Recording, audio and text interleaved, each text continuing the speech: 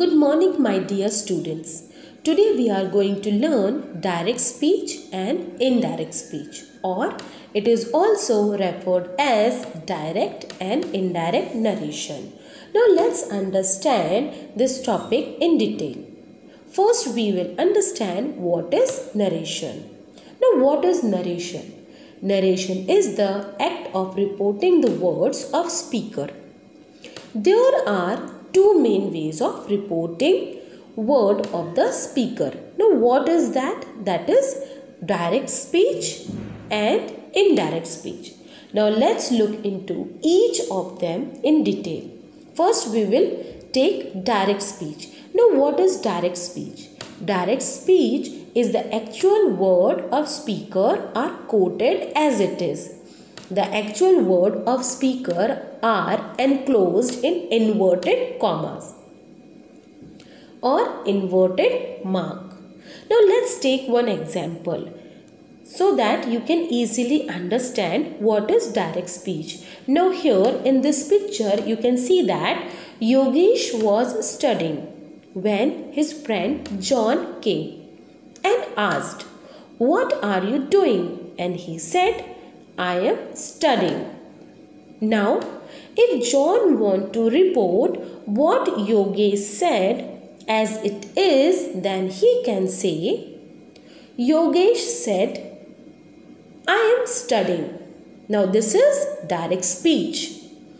As you can see here is the quotation mark around the sentence, "I am studying."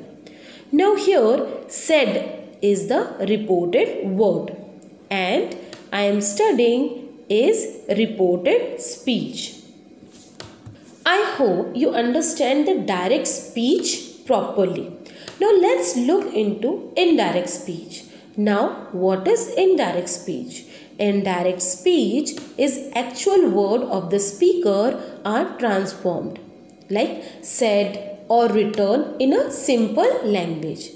Now why we need it? Because to avoid confusion while using direct speech while reporting. Now let's take the same example of direct speech so that you can easily understand, and we will convert the direct speech into indirect speech.